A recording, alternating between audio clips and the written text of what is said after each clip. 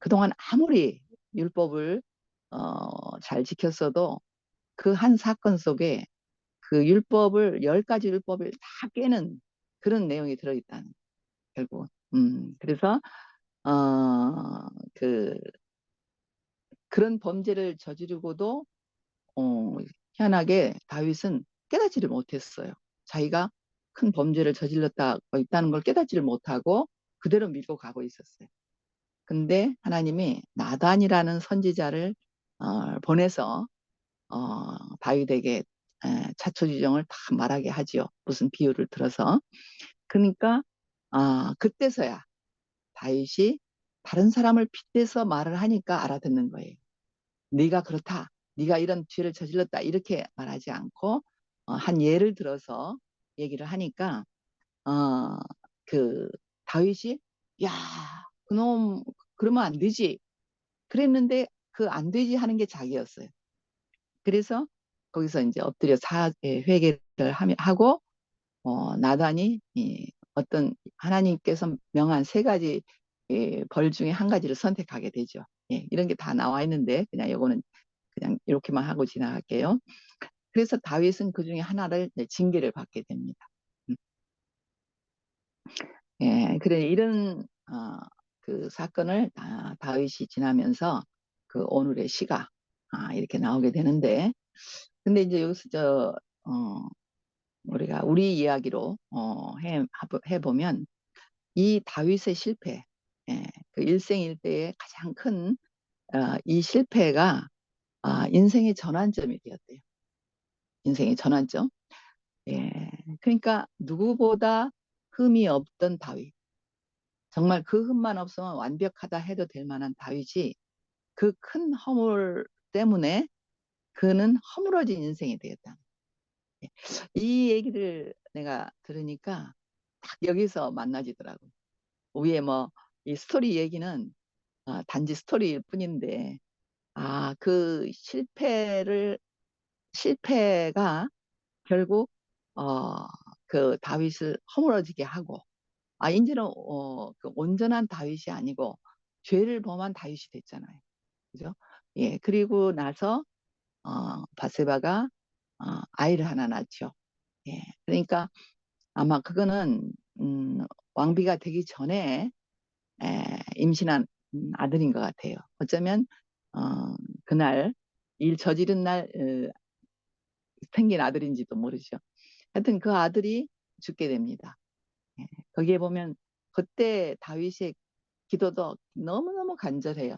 예, 그런데 기도에 상관없이 이제 죽게 되죠. 예, 그리고 나서 다시 난 아들이 솔로몬이에요. 그러니까 저도 지금도 잘 이해가 안 되는 게 그런 범죄를 저지르고 들어온 바세바는 죄가 없죠. 예, 다윗이 죄를 진 거니까. 근데도 거기서 난 아들을 하나님의 왕으로, 솔로몬 왕으로 세우는 거예요. 그러니까 참 이상하죠, 그죠? 그 죄를 지어서 난 아들이니까 왕이 되지 왕이 안 돼야 되는데 오히려 왕이 되게 하더라고요. 그 많은 아들을 제쳐놓고 아까 말한 대로 19명의 아들이 미리 먼저 있었는데 다 제쳐놓고 막내 다윗이 죄를 진 뒤에 난 아들인 이 막내가 왕이 돼요. 이게 저도 지금 근데 이제 그게 우리 자신들로 말하면 지금 우리의 지금 그 교회 생활 안에서 말하면은 예, 그렇구나 이렇게 알아지는 거죠. 예, 허물어진 인생이라는 말이 전에는 별로 좋지 않았어요. 허물어진 게 뭐가 좋아요? 예, 허물어지지 않은 게 좋은데 이상하게 허물어진 뒤에 목사님 말씀을 듣고 나니까 와, 이 허물어진 인생에게 복이 많은구나. 그걸 저도 경험을 했어요. 그래서 오늘 다윗을 보면서 다윗의 이 자리에서 우리가 함께 하나가 되는구나. 예, 다윗이 허물어지기 전에는 내가 갈 수 없는 다윗이죠. 어떻게 다윗처럼 하겠어요? 예, 그 어릴 때 골리앗을 돌멩이 하나로 뭐 죽이고 뭐 이런 것들 우리는 그냥 옛날 동화처럼 봤던 얘기인데 허물어진 다윗에 대해서는 내 자신으로 발견이 되는 거죠. 이 허물어진 다윗은 이제 자기 자랑이 없는 사람. 예. 그리고 그래서 오늘 얘기했듯이 여호와여 주는 나의 방패시오. 이제는 하나님 은혜만 기다리는 사람이 됐다. 자, 우리가 그랬잖아요. 뭐 작든 크든 이 허물어진 경험이 생기면은 그 자리에서 하나님 말씀이 들리고 하나님 말씀이 들리면은 와, 내가 이제 살았구나. 그럼 내가 살았구나 하는 그 자리에서 우리는 숨을 쉬게 되잖아요. 그래서 그게 은혜다. 이게 진짜 은혜다. 뭘 나한테 좋은 선물을 주는 게 그것도 은혜지만 그 은혜는 일시적인 거고 하나님 말씀이 들리게 하는 그 자리가 은혜다. 음. 그래서 압살롬으로 인해서 또 쫓겨 다닐 때도 또 하나님이 왕이 되게 에, 그 압살롬에게 쫓겨다닐 때 제가 전에 한 그 사무엘서를 한 번 제가 본 자리가 있는데 그때 제가 은혜가 됐었어요. 그게 뭐냐면은 이제 아들이 왕자리에 앉았고 자기는 쫓겨다니는 신세가 됐잖아요. 근데 그 쫓겨다니는 그때 에, 그 고백하는 게 있는데 하나님 저를 왕이 다시 되게 하셔도 좋고 안 되게 하셔도 좋습니다. 하나님이 되게 하시면 하고 안 되게 하시면 저는 그냥 이댁 평민으로 살겠습니다. 이런 내용의 고백을 하게 되는 걸 봤어요. 그때 제가 이상하게 좀 교회 안에서 조금 밀리는 그런 어떤 자리가 있었거든요. 그래서 조금 저도 좀 마음이 그렇게 밝고 이러지 않고 이건 뭐야 또 뭐 이런 때가 있었는데 그때 이 대목을 보면서 그렇구나. 내가 설사 어느 위치를 뺏겠다 해도 어, 왕의 자리를 뺏겠다 해도 어, 그거를 되찾으려는 내 욕심이 문제가 중요한 게 아니고 하나님이 다시 회복하게 하면 하고 안 하면 그냥 살고 이렇게 고백하는 게 이게 참 사람이구나. 그때 저도 거기서 이제 봤는데 오늘 이 대목을 보면서 그 생각이 났어요. 그러니까 이제 우리가 세상에 살다 보면 뭘 잃잖아요. 예. 여러분도 잃어버린 경험 있죠? 아주 뭐 시시한 거 잃으면야 뭐 별거 아닌데 너무 중요한 걸 잃으면은 마음이 너무 슬프고 아프죠. 예. 그래도 아, 어? 하나님이 내게 주신 거구나. 하나님이 가져가셔도 할 수 없고 또 주시면 받고. 예. 그때 그 여러분 말씀이 생각 안 나요. 욥기. 욥기에서 주신 이도 여호와시고 가져가신 이도 여호와십니다. 열 아들이 열 자식이 죽었잖아요. 열 자식이 죽고 모든 재산이 다 사라지고 이런 욥한테 욥은 그런 고백을 해요. 물론 나중에 가서는 이제 더 절박해질 때는 그렇게 못했지만 초반부에는 그렇게 하더라고요. 그때 열 아들이 죽었을 때거든요. 열 자녀. 근데 그런 고백을 해요. 근데 저는 그게 참 어려웠어요. 어떻게 이런 고백을 할까? 나라면 절대로 못하겠다. 이렇게 했는데 에, 이상하게 이 그 야곱이 욥이 마지막에 가서 내가 여호와를 전에는 듣기만 했는데 이제는 내가 여호와를 봅니다. 이렇게 마지막 고백을 하니까 하나님이 다시 회복해 주셨다. 이제 이런 얘기거든요. 하여튼 오늘 그거나 오늘 다윗이나 잃어버린 왕위를 하나님이 주시면 다시 얻고 아니면 말야 괜찮습니다. 저는 그냥 평민으로 삽니다. 이렇게 했어요. 근데 결국 그게 요압이라는 그 자기 신복 부하가 압살롬을 내쫓고 이제 왕위를 다시 찾게 되죠.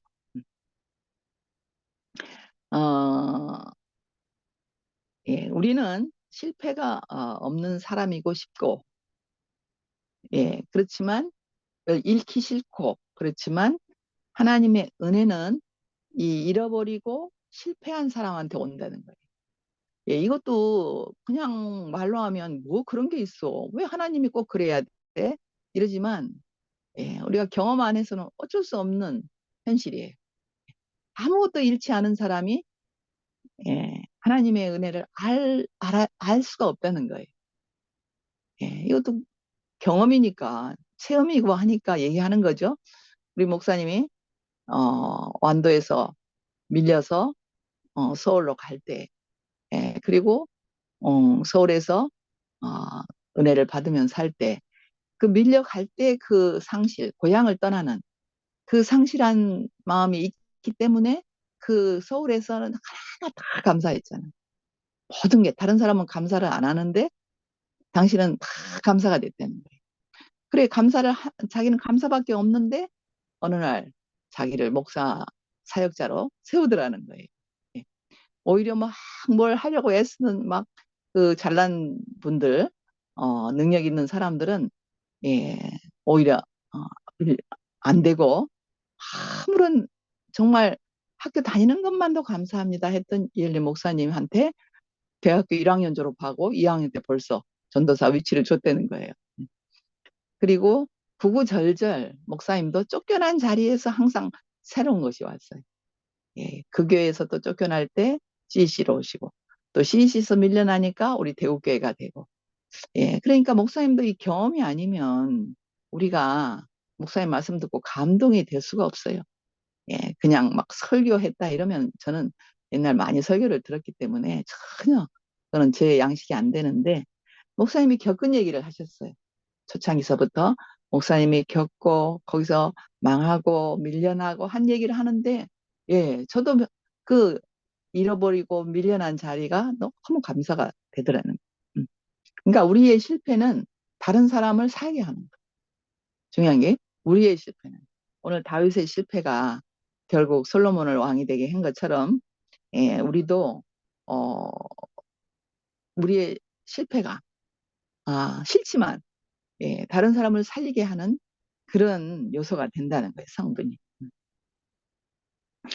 에, 실패가 없는 사람한테는 하나님의 은혜가 흘러오지 않고 또 하나님의 은혜가 흘러오지 않으면 누구를 살릴 수가 없다는 거예요. 이스라엘의 가장 자랑스러운 왕인데 다윗은 부끄러운 이 사건을 왜 기록하고 있는지 모르겠다. 이렇게 얘기를 했더라고요. 그 영광스러운 왕의 이 기록을 안 했으면 다 모를 거 아니에요. 다윗이 저 이런 부끄러운 일을 행했구나 모를 텐데, 야, 그 성경에서는 리얼하게 기록하고 있다는 거예요. 남편 우리아를 죽이는 장면까지 리얼하게 기록하고 있다는 거예요. 그건 뭐냐? 뭐겠어요? 하나님의 세운 왕이지만 그 왕도 이런 부끄러운 일을 행했다. 근데 그 부끄러운 일을 행한 뒤에 오히려 그의 아들은 왕이 됐다. 예. 뭔가 비밀이 숨겨 있잖아요. 그건 뭐냐. 이 사건을 통해서 사람은 다윗이라도 율법을 지킬 수 없다는 것을 결국은 드러냈던 율법을. 그러니까 율법은 하나님이 이스라엘 백성에게 줄 때 지키라고 줬잖아요. 근데 우리는 정말 지키라고 준 줄 알았어요. 근데 이열래 목사님 어느 날 말씀 중에 그건 우리가 그 율법을 지킬 수 없다는 것을 알으라고 줬대. 예? 어, 뭐, 뭐 율법 중에 뭐 참 우리 신약에 오면 뭐 많은 게 있어요. 뭐 오른쪽 뺨을 때리면 왼쪽 뺨도 내놔라. 오른손이 하는 걸 왼손이 모르게 하라. 막 이런 거 있잖아요. 이걸 어떻게 하겠어요? 근데 하려고 애쓰잖아요, 우리는. 근데 목사님 말씀에 못한다는 거를 알게 하려고 예수님이 그랬대요. 못한다는 걸. 그리고 또 그렇대요. 율법을 주신 10가지를, 대표적으로 10가지를 주셨는데, 그 중에 한 가지만 어겨도 다 못 지키는 거래요. 뭐, 이스라엘 사람들은 뭐 9가지 지키면 9가지 지켰다고 생각하지만, 이 예수 안에 오면 한 가지 속에 다 들어있다는 거예요. 한 가지 사건 속에. 그러니까 오늘 이 다윗의 이 바세바 사건 속에는요, 10가지 율법을 다 어긴 게 다 들어있대요. 그저 간음도 했지요. 또 살인도 했지요. 또 남의 것을 탐했지요. 예, 이게 율법 안에 그러지 말라는 건데. 그러니까 이 한 사건 속에 다 들어있대요. 참 신기하죠. 예, 그래서 우리는 율법을 우리는 지킬 수 없는 자구나. 이거를 아는 게 제일 중요하대. 지금 우리 대구교회는 율법 얘기 안 하죠. 왜냐면 우리 목사님이 율법은 못 지키는 것을 알으라고 준 거다라고 했기 때문에 우리는 지키려고 애를 쓰지 않아요. 그렇다고 일부러 막 율법을 어기겠어요? 그것도 아니고. 이 말씀, 하나님 말씀이 들리면 율법을 어기라 해도 안 어긴다는 거예요. 물론 허물도 있고 실수도 있지만, 예, 그렇다는 거예요. 율법을 지키려고 애쓰는 것보다 훨씬 더 우리 삶이, 예, 정말 정결하고, 어, 그, 깨끗해진다는 거예요. 자, 신약에는 율법은 하나를 어기면 다 어긴다고 했죠. 그래서 만약에 지금 우리가 율법 위에 집을 지으려 하면 마치 그 용암, 어? 그 지진이 나면 오르는 그 화산 폭발할 때 그 용암 위에 집을 짓는 것과 같아요. 결국은 폭발한다는 거죠. 결국은 지키려고 애를 쓰다가 결국은 폭발한다는 거예요. 어쩌면 다윗도 이 사건, 밧세바 사건에서 폭발한 거죠. 그동안 잘 지켜왔던 여호와의 법을 막 잘 지켜왔던 다윗이지만, 예, 거기서 다 폭발해 버렸어요. 아, 율법은 사람은 인위적인로는 아무것도 할 수 없음을 말하는 거래요. 예, 율법 지키는 건 인위적이잖아요. 내 노력이고, 예, 그렇게 할 수 없다는 거래요. 예. 파산 선고가 날수록 하나님의 일은 되어진다. 그러니까 우리가 율법이 이렇게 박살나고 깨지면 하나님이 친히 일하신다. 그러니까 이 다윗의 밧세바 사건도 거기서 깨졌기 때문에 그 다음부터는 그야말로 어, 여호와의 일이 되어진 거죠. 예. 하나님은 이 솔로몬을 왕으로 세우려고 했기 때문에 예수님의 제자들은 마지막까지 누가 크냐 했지만 예수님은 십자가로 가셨어요. 예. 옛날에 한번 그런 얘기 하셨어요. 예수님이 왜 십자가로 가셨나? 제자들에게 알게 하시려고. 어, 서로 누가 크냐 하고 경쟁하는 사이가 아니다. 이건 죽음은 죽을 수밖에 없는 인생이다라고 보여주시려고 하셨다. 이렇게 얘기했는데 지금은 만유를 위해서 십자가로 가신 거잖아요. 지금은 우리에게까지 오셨으니까. 죽고 다시 나지 않으면 새 것이 되지 않는다. 예, 예수님도 죽고 다시 남으로 인해서 새 부활 생명이 왔잖아요. 예.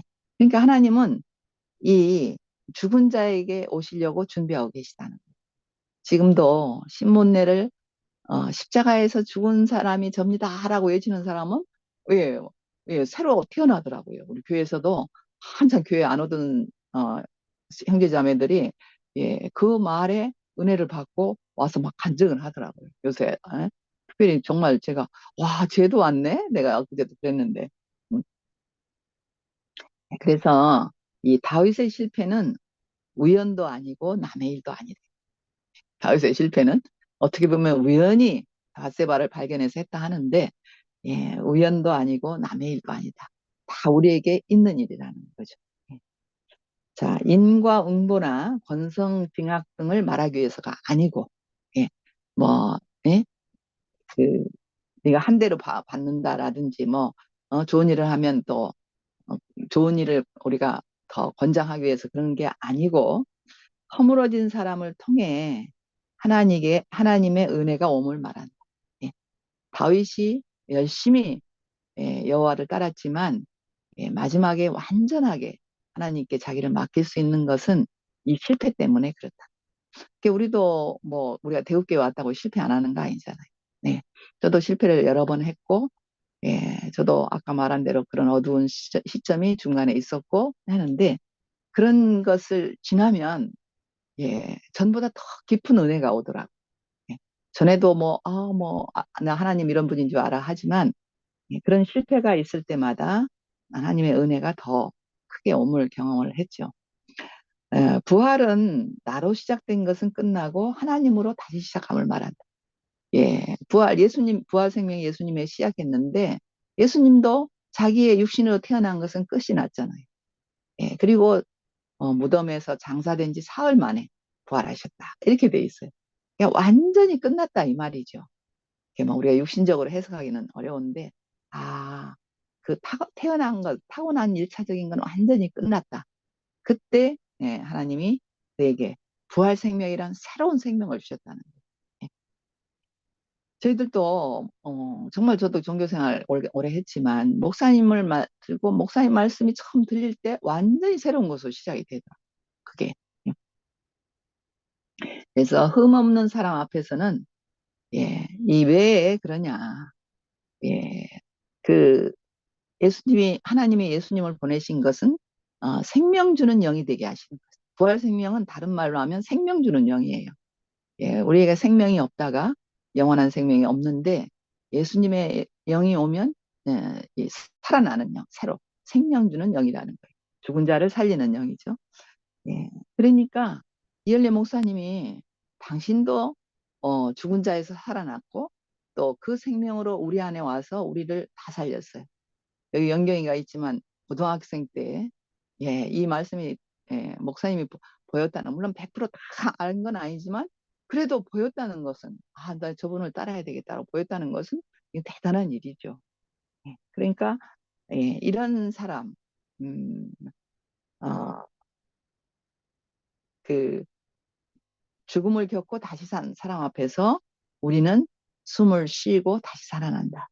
근데요, 지금 우리도 이렇게 같이 살아보면 흠 없는 사람 있잖아요.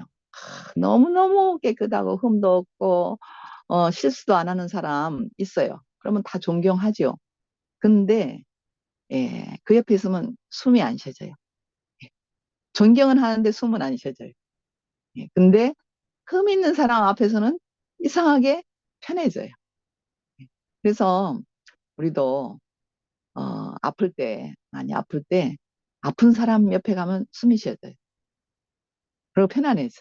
우리 목사님도 그러셨다고요. 백일약으로 입원할 때 그 건강한 사람들 속에서 있을 때는 막 당신이 아픈 게 너무 힘들고 답답했는데 병원에 딱 입원하는 순간 결핵 환자들이 쫙 누워 있는데 너무너무 편하더래요.